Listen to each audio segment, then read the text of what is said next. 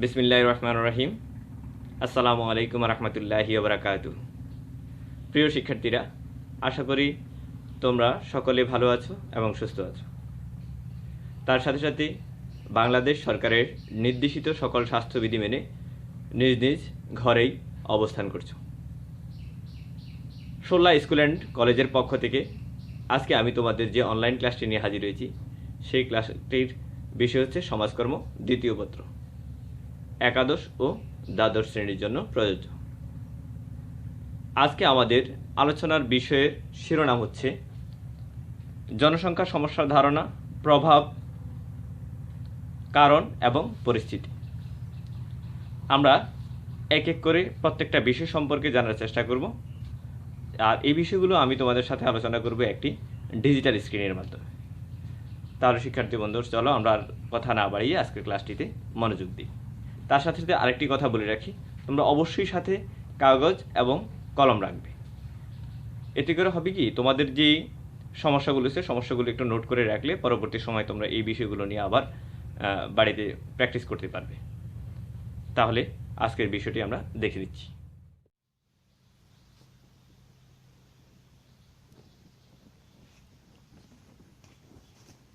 শিক্ষার্থীরা, আজকে আমাদের শিরোনাম অনুযায়ী আমরা শিরোনামের ঠিক প্রথম অংশটুকু নিয়ে আলোচনা শুরু করব।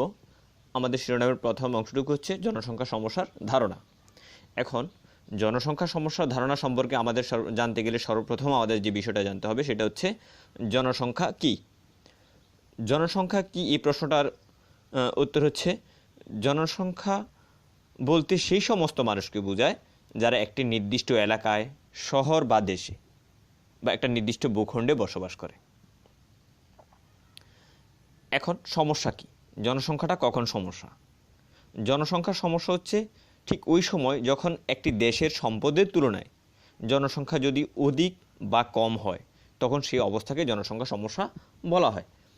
আমি এখানে কয়েকটি পয়েন্ট আকারে তোমাদেরকে জনসংখ্যা সমস্যার ধারণাটা দেওয়ার চেষ্টা করেছি। তোমরা একটু ভালো করে লক্ষ্য করলেই খুব সহজেই জনসংখ্যার সমস্যা, কখন একটি দেশের জনসংখ্যা সমস্যা সেই বিষয়টা সম্পর্কে জানতে পারবে ইনশাল্লাহ।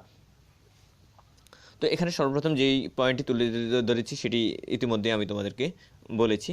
দ্বিতীয় যে একটি সংজ্ঞা দেওয়া হয়েছে সেটি হচ্ছে প্রখ্যাত অর্থনীতিবিদ টমাস ম্যালথাস 1798 সালে প্রকাশিত তার an essay on the principal of population গ্রন্থে বলেন, কোনো দেশের জনসংখ্যা যদি সে দেশের মোট খাদ্য উৎপাদনের চেয়ে বেশি হয়।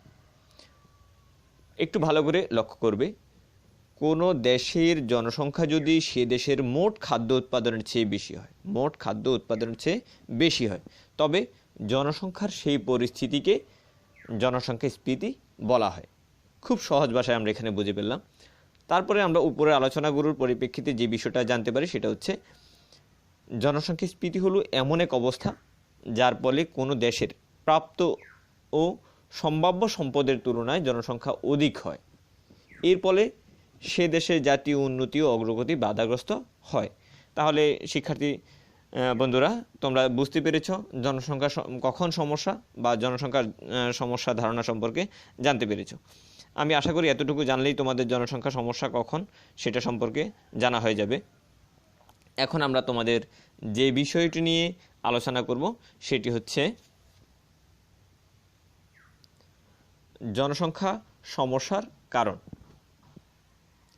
এই জনসংখ্যাটা কেন সমস্যা, কী কারণে জনসংখ্যা সমস্যা দেখা দেয়, আমরা সে বিষয়গুলো নিয়ে এখানে আলোচনা করব। যদিও জনসংখ্যা সমস্যার একেবারে যে সবগুলো কারণেই প্রত্যক্ষ এমন নয়, এখানে প্রত্যক্ষ এবং পরোক্ষ অনেকগুলো কারণে রয়েছে।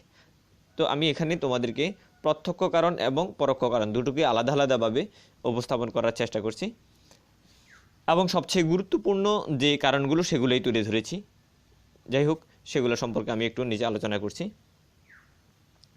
তো এখানে সবচেয়ে প্রথম যে কারণটা সেটা হচ্ছে প্রত্যক্ষ কারণ। এখানে প্রত্যক্ষ কারণের মধ্যে অনেকগুলো কারণ তুলে ধরেছি। প্রথমত হচ্ছে উচ্চ জন্মহার। বাংলাদেশে জনসংখ্যা বৃদ্ধির অন্যতম কারণই হচ্ছে উচ্চ জন্মহার। অর্থনৈতিক সমীক্ষা 2017 অনুযায়ী এই দেশে স্থূল জন্মহার প্রতি হাজারে 29 জন। এই উচ্চ জন্মহারের জনসংখ্যার বৃদ্ধির অনেকাংশে দেয়। আর এটাকে এই উচ্চ জন্মহারটাকে বাড়িয়ে তুলেছে যে জন্মহার সেটাই স্থূল জন্মহার। তারপর হচ্ছে তুলনামূলক নিম্ন মৃত্যুহার।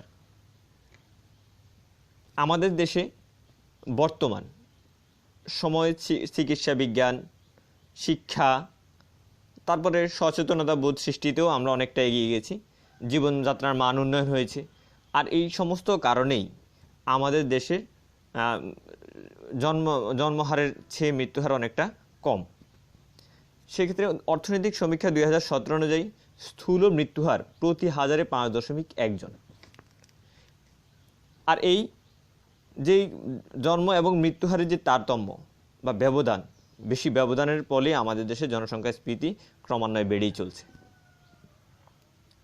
অধিক শিশু মৃত্যুহার, তারপরে যে কারণটি হচ্ছে অধিক শিশু মৃত্যুহার। অর্থনৈতিক সমীক্ষা 2017 অনুযায়ী বাংলাদেশে শিশু মৃত্যুহার প্রতি হাজারে 29 জন। প্রতি হাজারে 29 জন। শিশু মৃত্যুহার বেশি হওয়ার কারণ পিতামাতা সন্তান জন্মদানে আগ্রহী হয়ে ওঠে, ফলে জনসংখ্যা বৃদ্ধি হার বাংলাদেশে বেশি। দেখা যায় অনেক সময় একটা ছেলে সন্তানের উপরে অথবা একটা মেয়ে সন্তানের উপরে বাবা মা নির্ভর করতে পারছে না, কারণ এখানে অনেক ধরনের ভয় থাকে। বিকলাঙ্গ হওয়ার ভয় থাকে, কখনো কখনো দেখা যায় কোনো রোড অ্যাক্সিডেন্টে মৃত্যু হওয়ার সম্ভাবনা থাকে, বা বিভিন্ন কারণেই একটা সন্তানের উপরে মা বাবা, অসংখ্য কারণ আছে যে মা বাবা নির্ভরশীল হতে পারে না। সেই জন্যই তারা একটা সময় দেখা যায় যে অধিক সন্তানের জন্মদানের ক্ষেত্রেই বিশ্বাসী। আর এখানে আরও অনেকগুলো কারণ আছে, সেগুলো আমি তোমাদের যে পরোক্ষ কারণ আছে সেখানে উল্লেখ করেছি। যেমন ধরো ধর্মীয় কুসংস্কার আছে, তারপরে অনেকের দেখা যায় মেয়ে সন্তান, মানে একের পরে পর কয়েকটা মেয়ে সন্তান হলে তারা ছেলে সন্তানের আকাঙ্ক্ষা বা লাভের আশায় সন্তান বেশি জন্মদান করে অনেক সময়। তারপরে যে কারণটি হচ্ছে সেটি হচ্ছে বাল্যবিবাহ ও বহুবিবাহ। বাংলাদেশে বাল্যবিবাহ ও বহুবিবাহ একটি বহুল প্রচলিত প্রথা। আমাদের সেই প্রাচীনকাল থেকেই বাংলাদেশে বহুবিবাহ এবং বাল্যবিবাহটা চলে আসছে। তো বাল্যবিবাহ ও বহুবিবাহের কারণে এই দেশের জনসংখ্যার বৃদ্ধি হার অনেক বেশি। যারা কম বয়সে বিয়ে করে অথবা অনেকগুলো বিয়ে করে, তারা সাধারণত সচেতনতার দিক থেকে অনেকটা পিছিয়ে পড়ে। আর সেই জন্যই হয় কি, অনেক সময় দেখা যায় সন্তান জন্মদানের যে প্রবণতা সেটা অনেকাংশে বৃদ্ধি পায়। তারপর হচ্ছে উচ্চ প্রজনন ক্ষমতা। শিক্ষার্থীরা, ভৌগোলিক অবস্থান, খাদ্যাভ্যাস, জীবন প্রণালী প্রভৃতির কারণেই এদেশের নারীদের প্রজনন ক্ষমতা তুলনামূলকভাবে বেশি। তো অর্থনৈতিক সমীক্ষা 2016 অনুযায়ী এদেশের মহিলাদের প্রজনন হার 2.10, প্রজনন হার 2.10, যা অধিক সন্তান জন্মদানে ব্যাপক ভূমিকা রাখে। তো এখানে একেবারে শেষ যেই পয়েন্টে আমি উল্লেখ করেছি সেটি হচ্ছে অনিয়ন্ত্রিত জনসংখ্যা। বাংলাদেশের জনসংখ্যা বৃদ্ধির প্রধান কারণ অনিয়ন্ত্রিতভাবে বা নিয়ন্ত্রণহীনভাবে সন্তান জন্মদান। এক্ষেত্রে পরিবার পরিকল্পনা পদ্ধতি সম্পর্কে সরকারি ও বেসরকারি পর্যায়ে ব্যাপক প্রচারণা চালালেও এখন পর্যন্ত এই ব্যবস্থা কোনো ফলপ্রসূ হয়ে ওঠেনি। আমরা সচেতনতার দিক থেকে অনেকাংশেই পিছিয়ে আছি, সেই জন্যই সবচেয়ে বড় কারণ হচ্ছে জনসংখ্যা বৃদ্ধির সবচেয়ে বড় কারণ। অর্থনৈতিক সমীক্ষা 2017 অনুযায়ী বর্তমানে বাংলাদেশে পরিবার পরিকল্পনা পদ্ধতি ব্যবহারকারীর হার 62.1%, যার ফলে জনসংখ্যা বৃদ্ধি পাচ্ছে অনিয়ন্ত্রিতভাবে। তার মানে অনেক বড় একটা সংখ্যা থেকেই যাচ্ছে যারা পরিবার পরিকল্পনার আওতায় এখনও আসেনি। সেটা হোক অসচেতনতা অথবা কোনো ধর্মীয় কুসংস্কারের কারণেই তারা এখনও পিছিয়ে আছে। তো এই পিছিয়ে থাকার কারণেই কিন্তু আমাদের দেশে খুব দ্রুতই জনসংখ্যা বৃদ্ধি পাচ্ছে। এবং বলা যায় যে বাংলাদেশের বর্তমান প্রেক্ষিতে যেই আমাদের দেশের আয়তনের তুলনায়, খাদ্য উৎপাদনের তুলনায় অথবা অন্যান্য সুযোগ সুবিধা তুলনায় জনসংখ্যা যে হারে বৃদ্ধি পাচ্ছে, সেটাকে জনসংখ্যা বিস্ফোরণই বলা যেতে পারে। আমরা যদি আমাদের এই অবস্থা থেকে নিজেদেরকে ফিরিয়ে আনতে না পারি বা অবস্থার পরিবর্তন করতে না পারি, তাহলে বাংলাদেশের ভবিষ্যতের যেই পরিকল্পনাগুলো সেগুলো হয়তো বেঁচে যেতে পারে। তাহলে আমাদের এই জনসংখ্যা নিয়ন্ত্রণের ক্ষেত্রে সরকারি বেসরকারি সকল পর্যায়ে আমাদেরকে সচেতন হতে হবে এবং যথাযথ ব্যবস্থা গ্রহণ করতে হবে। তাহলে বাংলাদেশের ভবিষ্যৎ উজ্জ্বল হওয়ার সম্ভাবনাই সবচেয়ে বেশি। তো শিক্ষার্থী বন্ধুরা, এখন আমরা পরোক্ষ কারণগুলো নিয়ে একটু আলোচনা করব। বাংলাদেশের জনসংখ্যা বৃদ্ধির পরোক্ষ কারণ হিসেবে যে সকল বিষয়কে চিহ্নিত করেছি সেগুলো নিম্নে আলোচনা করছি। যেমন প্রথমত হচ্ছে অজ্ঞতা ও অসচেতনতা। এটি বাংলাদেশের জনসংখ্যার বৃদ্ধির পেছনে সবচেয়ে বড় ভূমিকা পালন করে, মানে সবচেয়ে বড় ভূমিকাগুলোর মধ্যে অন্যতম বলা যেতে পারে। বাংলাদেশে মোট জনসংখ্যা একটি উল্লেখযোগ্য অংশ নিরক্ষর। এখন এই কতটুকু কী পরিমাণ লোক নিরক্ষর সেটা আমি তোমাদের সামনে একটু প্রকাশ করছি। সেটা হচ্ছে 37.7%, প্রায় শতকরা 37.7। আর নিরক্ষর জনগোষ্ঠীর স্বাভাবিকভাবে জীবন ও ভবিষ্যৎ সম্পর্কে অধিকাংশের ক্ষেত্রে দেখা যায় যে উদাসীন বা অসচেতন। এক্ষেত্রে কুসংস্কার ও ভুল ধারণা জনসংখ্যার বৃদ্ধিতে দ্রুত গতিতে এগিয়ে নিয়ে যায় বা যাচ্ছে। তারপরের কারণটি হচ্ছে চিত্ত বিনোদনের অভাব। দরিদ্র জনগণের চিত্ত বিনোদনের পর্যাপ্ত সুযোগ সুবিধা না থাকায় তারা যৌনক্রিয়াকে তারা একটি অন্যতম বিনোদনের মাধ্যম হিসেবে গ্রহণ করে, ফলে জনসংখ্যার বৃদ্ধির ঝুঁকি অনেকাংশে বেড়ে যায়।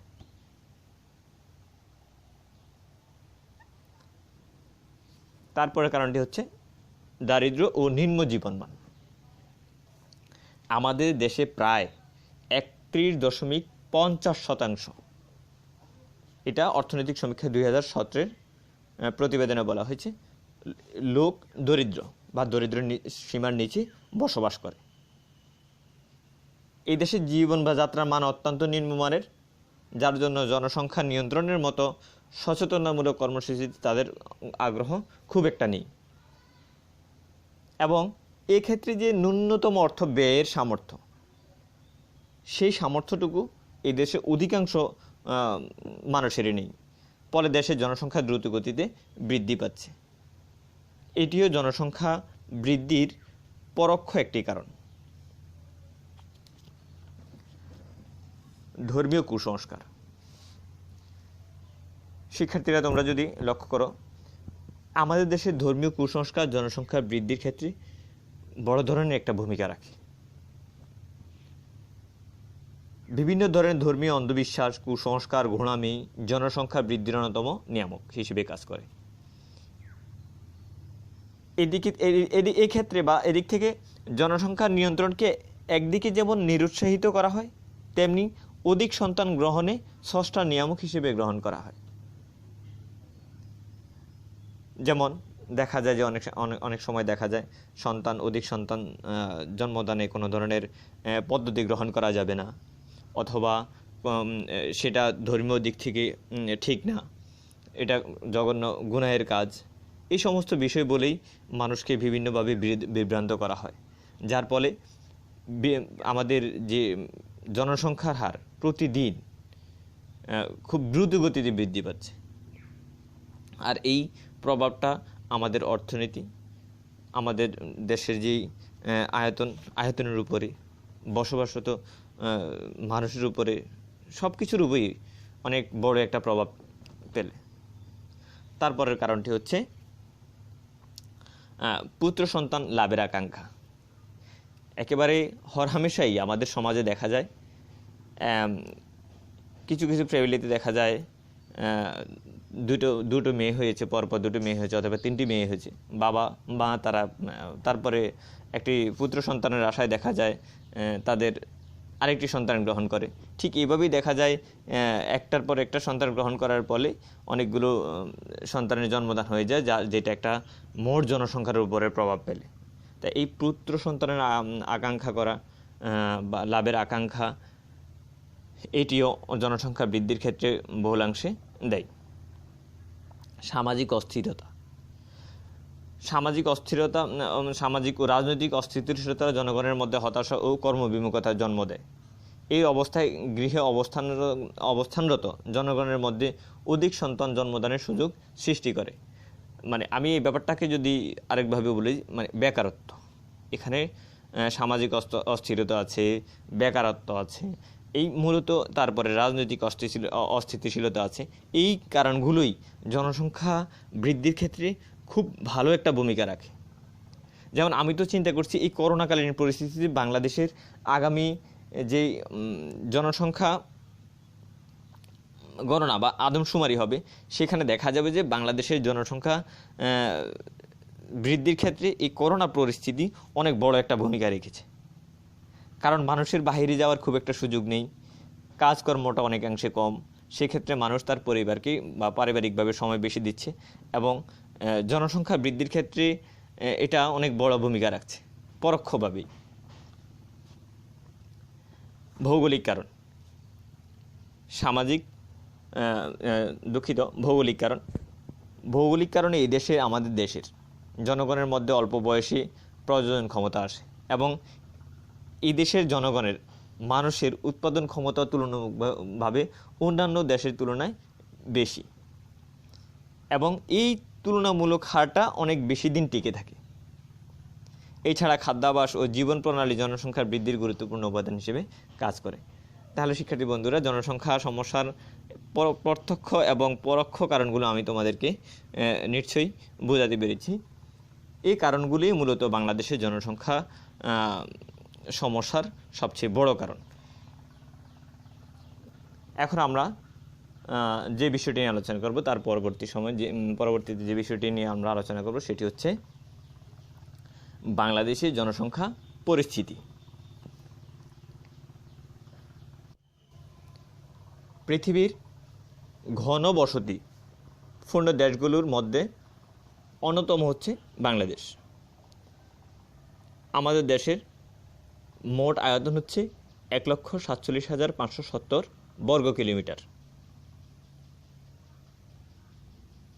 এখন এই 1,47,570 বর্গ কিলোমিটারে আমাদের দেশের জনসংখ্যার মোট জনসংখ্যা হচ্ছে 2015 সামরিক প্রাক্কলন অনুযায়ী সেটা হচ্ছে 15,89,00,000। তাহলে এই এত কম বর্গের মধ্যে, এত কম আয়তনের মধ্যে যে পরিমাণে লোকের বসবাস, সেটা এক ধরনের জনসংখ্যা বিস্ফোরণ বলা যায়। যার ফলে আমাদের দেশে আমরা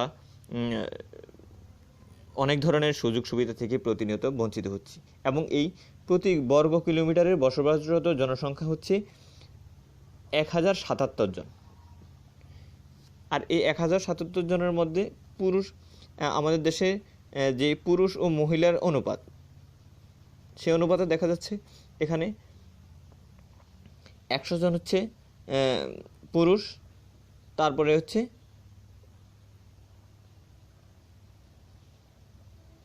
100.3 হচ্ছে মহিলা।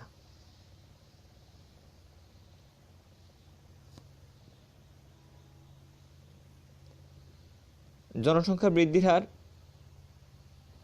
1.37 জন। স্থূল মৃত্যুহার প্রতি হাজারে 5.1 জন। গড় আয়ু হচ্ছে আমাদের দেশের মানুষের গড় আয়ু হচ্ছে, যদিও এখানে বর্তমান সময়টা মানে এটা হচ্ছে অর্থনৈতিক সমীক্ষা 2015 অনুযায়ী এখানে গড় আয়ু হচ্ছে 70.9 এবং পুরুষের গড় আয়ু হচ্ছে 69.4, মহিলা হচ্ছে 72.3। তো গড়ে আমাদের প্রত্যেকের আয়ুকালটা হচ্ছে 70.9। 7 বছরের ঊর্ধ্বে বয়সীদের মধ্যে সাক্ষরতার হার মাত্র 63.6%। এখানেও আমাদের পিছিয়ে পড়ার অন্যতম একটি কারণ হচ্ছে নিরক্ষরতা। 15 বছরের বেশি বয়সীদের শ্রমশক্তির পরিমাণ 6,10,00,000। তাহলে দেখা যায় যে শিক্ষার্থীরা তোমরা যদি একটু লক্ষ্য করো, আমাদের দেশের মোট জনসংখ্যা হচ্ছে 15,89,00,000। আর 15 বছরের বেশি বয়সীদের শ্রমশক্তির পরিমাণ মানে 15 বছরের বেশি বয়সীদের শ্রমশক্তির পরিমাণ হচ্ছে 6,10,00,000। তাহলে তোমরা অবশ্যই দেখতে পেয়েছো এখানে কত বড় একটা জনসংখ্যা বেকারই রয়ে গেল। তো এটা আমাদের দেশের অর্থনীতির উপরে অনেক বিরাট একটি বিরূপ প্রভাব ফেলে। তারপর হচ্ছে এই জন্যই এই দেশে দরিদ্রের সংখ্যা দিন দিন বৃদ্ধি পাচ্ছে। তো দরিদ্র সীমার নিচে বসবাস করে 23.5% লোক। 23.5% লোক। আমাদের মোট মাথাপিছু আয় হচ্ছে $1,602। এখন এই যে জনসংখ্যার যে পরিস্থিতি, এই পরিস্থিতির দিকে তাকালেই দেখা যায় যে আমাদের দেশের জনসংখ্যার প্রভাবে আমরা কতটুকু সুযোগ সুবিধা পাচ্ছি এবং কতটুকু সুযোগ সুবিধা থেকে বঞ্চিত হচ্ছি। তাহলে আমরা যদি আমাদের জনসংখ্যা নিয়ন্ত্রণ না করতে পারি, মানুষকে সচেতন না করতে পারি এবং এই জনসংখ্যার যে অনুপাত, এই অনুপাতটা যদি কমিয়ে আনতে না পারি, অন্যান্য সুযোগ সুবিধা বৃদ্ধি না করতে পারি, তাহলে দেখা যায় একটা সময় আমরা আমাদের যে ভিশন ঘোষণা করা হয়েছে সেই ভিশন অনুযায়ী আমরা আমাদের মিশনটাকে সাকসেস করতে পারবো না। তো শিক্ষার্থী বন্ধুরা, তারপরে যে বিষয়টি সেটি হচ্ছে জনসংখ্যা সমস্যার প্রভাব। জনসংখ্যা সমস্যার প্রভাবে কী ধরনের সমস্যা সৃষ্টি হতে পারে সেটি নিয়ে এখানে আলোচনা করব। জনসংখ্যা দিক যে কোনো দেশের জন্য ভয়াবহ সমস্যা, যে কোনো দেশের জন্যই ভয়াবহ সমস্যা। এই সমস্যা বাংলাদেশের সামগ্রিক উন্নয়নকে বাধাগ্রস্ত করে। নানান ধরনের সামাজিক সমস্যা সৃষ্টির নিয়ামক হিসেবে এটি কাজ করে।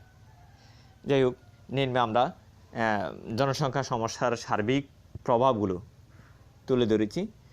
তোমরা একটু মনোযোগ সহকারে প্রভাবগুলো লক্ষ্য করো। নিরক্ষরতা ও অজ্ঞতা, দারিদ্রতা, খাদ্য সমস্যা, বেকারত্ব, কৃষি জমি হ্রাস, স্বাস্থ্যহীনতা ও পুষ্টিহীনতা, পরিবেশ দূষণ, অপরাধ প্রবণতা, নিম্ন জীবনমান, এই কারণগুলো আমি এখানে প্রধানত তুলে ধরেছি। প্রথম যে কারণটি সেটি হচ্ছে নিরক্ষরতা ও অজ্ঞতা। আমি এই নিরক্ষরতা ও অজ্ঞতা নিয়ে আরও কয়েকবার তোমাদেরকে বলেছি এই বিষয়টা নিয়ে। জনসংখ্যার বৃদ্ধির একেবারে প্রধান যে কারণ, সেই কারণগুলোর মধ্যে অন্যতম হচ্ছে নিরক্ষরতা ও অজ্ঞতা। বাংলাদেশের জনসংখ্যার বৃদ্ধির কারণে শিক্ষার হার এখনও সন্তোষজনক নয়। আমরা এখনও আমাদের বিশ্বের সাথে যে তাল মিলিয়ে যে শিক্ষা গ্রহণ করা দরকার সেখানে পৌঁছতে পারেনি। অর্থনৈতিক সমীক্ষা 2017 অনুযায়ী দেশে বর্তমান শিক্ষার হার 63.6%। এবং প্রতি বছর আমাদের দেশের শিক্ষা খাতে যে বাজেট ঘোষণা করা হয় বা বরাদ্দ দেওয়া হচ্ছে, তা এই দেশের শিক্ষা খাতের তুলনায় খুবই অপ্রতুল। অর্থাৎ যে হারে জনসংখ্যা বাড়ছে সেই হারে শিক্ষাক্ষেত্রে সুযোগ সুবিধা বাড়ছে না, ফলে অধিক জনসংখ্যার প্রভাবে নিরক্ষরতা ও অজ্ঞতা বহাল তবিয়তে সমাজে টিকে আছে। তাহলে আমাদের এদেশের শিক্ষা ব্যবস্থাকে আরও বেগবান করতে হবে এবং সেখানে অর্থনৈতিক যে আছে অংশগ্রহণ আছে সেটাকে আরও বৃদ্ধি করতে হবে। তাহলেই আমরা আমাদের এই জনসংখ্যার সমস্যার প্রভাব থেকে মুক্তি পেতে পারি। তারপরে হচ্ছে দারিদ্রতা। বাংলাদেশের পৃথিবীর দারিদ্র দেশগুলোর মধ্যে অন্যতম একটি দেশ। এর অন্যতম কারণ হলো জনসংখ্যা স্ফীতি। এখানে সম্পদের তুলনায় জনসংখ্যা অনেক বেশি এবং জনগণের মাথাপিছু আয় খুবই নিম্নমানের। দরিদ্র মানুষ তাদের মৌলিক মানবিক চাহিদা পূরণ করতে ব্যর্থ হচ্ছে। তাদের আশা আকাঙ্ক্ষা, তারা যে একটা দেশ থেকে একটা দেশের নাগরিক হিসেবে যে ধরনের সুযোগ সুবিধা ভোগ করবে এবং যে ধরনের সেবা পাবে সেগুলো থেকে তারা প্রতিনিয়তই বঞ্চিত হচ্ছে। ফলে বেশি জনসংখ্যার প্রভাবে সৃষ্টি হচ্ছে দারিদ্রতা, নিঃসঙ্গতা সহে আছে অনেকেই। এবং এই সমস্যাগুলো প্রতিনিয়তই মানুষের নিত্য সঙ্গী হয়ে আছে। খাদ্য সমস্যা। বাংলাদেশে খাদ্য উৎপাদনের সাথে জনসংখ্যা বৃদ্ধির কোনো মিল নেই। এখানে খাদ্য উৎপাদনের তুলনায় জনসংখ্যা দ্রুত হারে বৃদ্ধি পাচ্ছে, যা দেশের জন্য হুমকি স্বরূপ।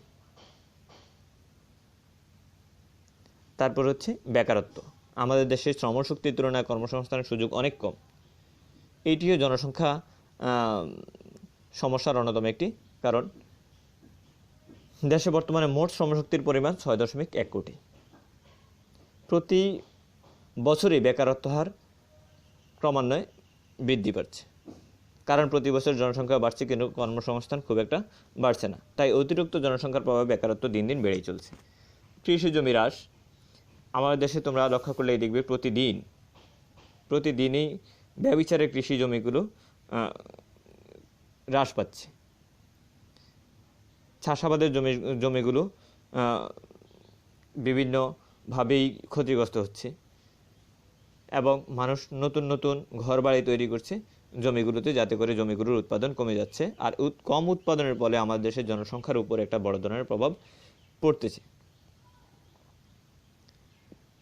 স্বাস্থ্যহীনতা ও পুষ্টিহীনতা। স্বাস্থ্যহীনতা ও পুষ্টিহীনতা জনসংখ্যা স্ফীতির প্রভাবেই হয়ে থাকে। এদেশে জনসংখ্যা অনুপাতে স্বাস্থ্যসেবা অপ্রতুল এবং এই স্বাস্থ্যহীনতা ও খাদ্যাভাবের দরুন পুষ্টিহীনতাও মারাত্মক আকার ধারণ করেছে। পরিবেশ দূষণ। জনসংখ্যার সমস্যার ফলে পরিবেশ দূষিত হয়। অতিরিক্ত জনসংখ্যার প্রভাবে সৃষ্ট মলমূত্র, আবর্জনা ইত্যাদি পরিবেশের জন্য হুমকি স্বরূপ। ফলশ্রুতিতে যেটা দেখা যায় সেটা হচ্ছে প্রাকৃতিক বিভিন্ন ধরনের সমস্যা দেখা দিচ্ছে। শুধু প্রাকৃতিক নয়, মানুষের বসবাসের জন্য এবং প্রতিনিয়তই মানুষের স্বাস্থ্যের জন্য বিভিন্ন ধরনের সমস্যা সৃষ্টি করছে। পরিবেশ পৃথিবীর যে ধরনের ক্ষতির সম্মুখীন হচ্ছে, পরিবেশ দূষণ এই ক্ষতির সম্মুখীন হওয়ার পিছনে সবচেয়ে বড় ভূমিকা পালন করছে। পরিবেশ দূষণ যদি আমরা কমিয়ে আনতে না পারি, তাহলে একটা সময় পৃথিবীতে মানব সমাজের বা মানুষের বসবাসের যে জায়গাটা, সেটা মানুষের আর অনুকূলে থাকবে না। সেই জন্যই আমরা আমাদের পরিবেশটাকে দূষণ থেকে মুক্ত করতে হবে এবং বাসযোগ্য একটি পৃথিবী হিসেবে গড়ে তুলতে হবে পৃথিবীকে। ধনী দরিদ্রের পার্থক্য। পৃথিবীতে যত শিশু জন্মগ্রহণ করে, এদের বেশিরভাগই জন্মে উন্নয়নশীল ও অনুন্নত দেশে, অর্থাৎ দরিদ্র দেশগুলোতে। অপরদিকে উন্নত দেশগুলোতে শিশুর জন্মহার তুলনামূলকভাবে কম। ফলশ্রুতিতে উন্নত দেশসমূহ জনসংখ্যা হ্রাসের দিকে যাচ্ছে। বাংলাদেশ জনসংখ্যা জন্মহারের গতি ঊর্ধ্বমুখী হচ্ছে। মানে বাংলাদেশ বলতে যে দেশগুলোর, বাংলাদেশ শুধু বাংলাদেশই নয়, যে দেশগুলো অনুন্নত সেই দেশগুলোতে জনসংখ্যা মানে ক্রমান্বয়ে বৃদ্ধি পাচ্ছে, দ্রুত গতিতে বৃদ্ধি পাচ্ছে। এবং উন্নয়নশীল যে দেশ, উন্নত দেশ, সেই উন্নত দেশগুলোতে জনসংখ্যার হারটা দিন দিন খুব একটা বৃদ্ধি পাচ্ছে না। তাদের অর্থনীতি, তাদের আয়তন, জীবনমান, শিক্ষা ব্যবস্থা এবং অন্যান্য সুযোগ সুবিধার তুলনায় তাদের জনসংখ্যা খুব একটা বৃদ্ধি পাচ্ছে না, যার ফলে তাদের এই সীমিত জনসংখ্যার ফলে তাদের যেই নাগরিক সুযোগ সুবিধা, সেই নাগরিকেরা তাদের সুযোগ সুবিধা খুব ভালোভাবেই ভোগ করতে পারছে। অপরাধ প্রবণতা। যেখানে অধিক জনসংখ্যার সম্পদ না হয়ে সেটা সে দেশের তুলনায় বা সেই দেশের জন্য অভিশাপ হয়ে দাঁড়ায়, সেখানে অপরাধ প্রবণতা বাড়তে থাকে। এটাই স্বাভাবিক। আমাদের দেশে মানুষের মৌলমানবিক চাহিদা মেটাতে ব্যর্থ হয়ে অপরাধের দিকে ধাবিত হয়। বিশেষ করে পিতামাতা শিশুর চাহিদা মেটাতে না পারলে তার অপরাধী হয়ে ওঠাই স্বাভাবিক। আর দেখা যায় যে এই জনসংখ্যা বৃদ্ধি, এই অপরাধ প্রবণতা বৃদ্ধির ক্ষেত্রে অনেকাংশেই দায়ী, যেটা একটা সময় দেখা যায় একটা দেশের যে ভাবমূর্তি সেটার উপরে অনেকাংশেই প্রভাব ফেলে। যাই হোক শিক্ষার্থী বন্ধুরা, আজকে আমি যে বিষয়গুলো নিয়ে আলোচনা করলাম বিষয়গুলো একটু তোমরা ভালোভাবে লক্ষ্য করবে। যদি কোনো কিছু বুঝতে না পারো তাহলে আমার কমেন্ট বক্সে অবশ্যই সেই বিষয়গুলো তোমরা আমাকে জানানোর চেষ্টা করবে, তাহলে ইনশাল্লাহ আমি পরবর্তীতে তোমাদেরকে সেই বিষয়গুলো সম্পর্কে আবার আলোচনা করার চেষ্টা করব। আর তোমরা ধৈর্য সহকারে অবশ্যই ক্লাসগুলো দেখবে, তোমাদের জন্য আমাদের তো পরিশ্রম, আমরা তোমাদের জন্যই আরও পরিশ্রম করতে রাজি যদি তোমরা আমাদের বিষয়গুলো ভালোভাবে গ্রহণ করো। ধন্যবাদ সবাইকে, ভালো থাকবে, সুস্থ থাকবে এই কামনায় আজকের মতো এখান থেকেই বিদায় নিচ্ছি। আল্লাহ হাফেজ।